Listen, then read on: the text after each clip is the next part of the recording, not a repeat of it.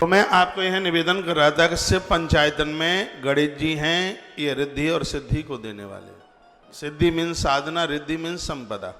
भगवान शंकर जी के साथ गणेश जी होंगे, दोनों पॉइंट लिख लीजिएगा। आपका भजन कम भी नहीं होगा और आपकी संपदा भी कम नहीं होगी। नहीं तो पैसा बढ़ता है तो सबसे पहले भजन साधना कम हो जाती है। भजन छूटता है, रुपया बढ़ता है, पैसा बढ़ता है तो सीधे भजन छूटता है। चाय नहीं छूटती, कॉफ़ी भी नहीं छूटती और दुनिया भर के एमाल नहीं छूटते। भगवान की आराधना साधना भजन पूजा पाठ छूटता है। तो शंकर जी के साथ में जो शिव पंचायतन में जो भगवान गणेश पूजे जाते हैं, ये तो मैं दो चीज़ों से अलग नहीं होने देते।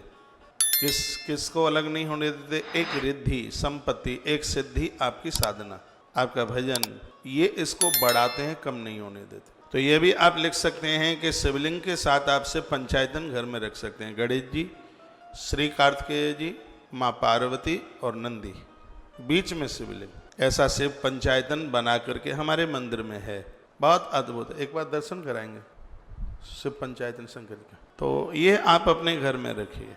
तो भगवान जो गणपति हैं, भगवान जो गजानंद हैं, ये आपको रिद्धि और सिद्धि प्रदानित करते हैं। सुमुखशैक दंतस्य कपिलो गजकर्ण कलम्बो दृश्य विकटो विघ्नाशो विनायकः धूम्रकेतुर्गणादक्षो भालचंद्रो गजानन द्वादशैतानि नामानि या पठेत शृणुयादपि।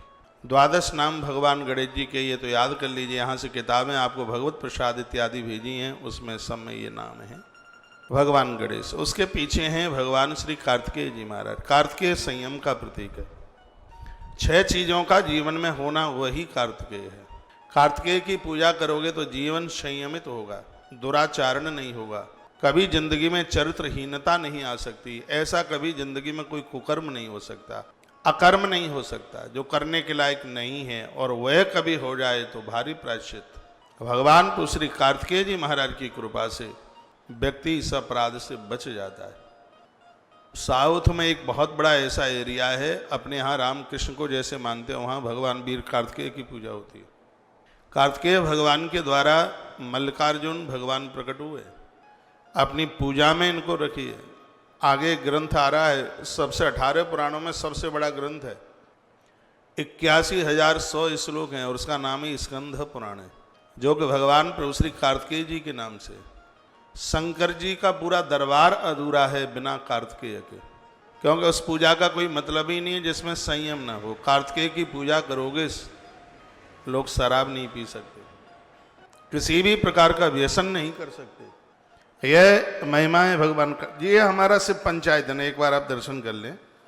एक दिन में हम आपको बोल रहे थे हमारे सरपराज को तो कोई ले गया है, अब थोड़ा सा टाइम मिलेगा तो फिर बनवाएंगे। नर्मदेश्वर पर इसलिए सर्प नहीं है।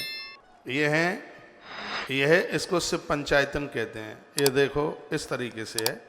हमारी तो बड़ी श्रद्धा है, रोज़ इनका मंगल में अभिषेक होता है, एक भी दिन छूटता नहीं है।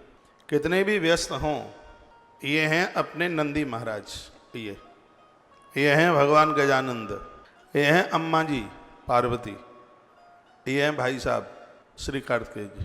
ये कार्तिकेय हैं, 3 मुख आगे हैं, 3 पीछे हैं, षडानन है।